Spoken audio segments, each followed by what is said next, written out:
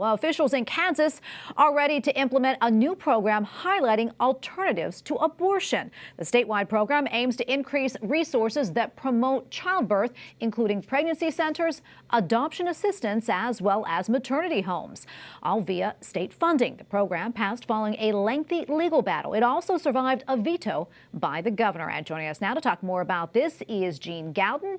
She is senior lobbyist for Kansans for Life. Jeanne, great to be with you today. The Alternatives to Abortion program, I know, is set to go live very soon. Can you tell us a little bit more about it and the ultimate goal of the program?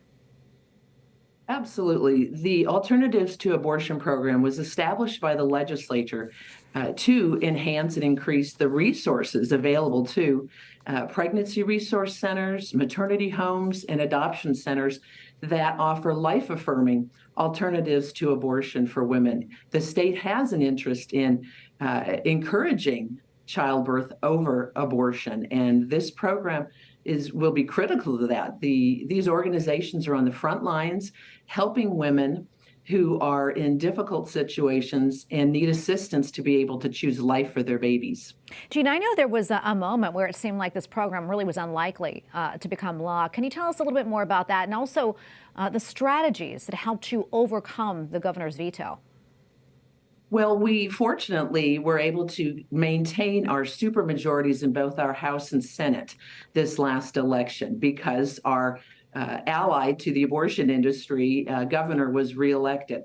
And that came in very handy. We actually had bipartisan support to pass the Alternatives to Abortion program and also get it some funding, $2 million from the state general fund. But sadly, our governor, as it was a part of a budget bill, was able to line item veto that provision. Fortunately, we were able to achieve the 2/3 majority in each chamber to be able to override the governor's veto. And we knew that was a possibility because she has been a strong supporter of the abortion industry throughout her entire time in the legislature and as governor. So this means that these organizations, these pro-life organizations on the front lines of the fight for life, will be able to expand their hours of operation, perhaps open another facility in another town, and maybe actually hire some additional staff to be able to serve more women. Yeah, and Jeanne, I know this program really is a big pro-life victory in Kansas. But last summer, Kansans actually voted down a referendum that would have put stricter laws in place when it comes to abortion. Why do you think we're seeing such, mixed sentiment here in your state? Well, we know Kansans are pro-life, and that's because we have been able to enact over 25 pro-life laws over the last 30 years or so.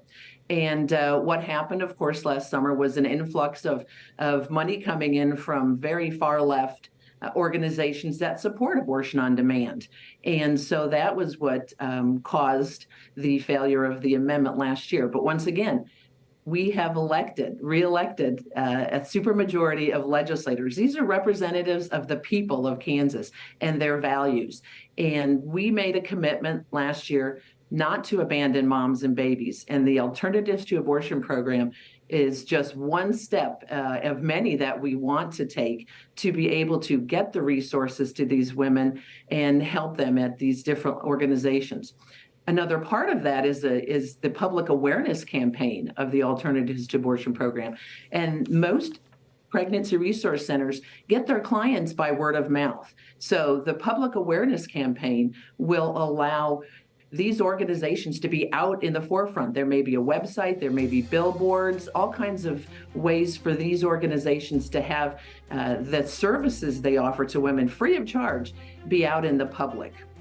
Well, Jeanne, thank you so much for your time today and talking to us about it. We really appreciate it, and God bless you and the work that you do. Thank you. It's been a pleasure.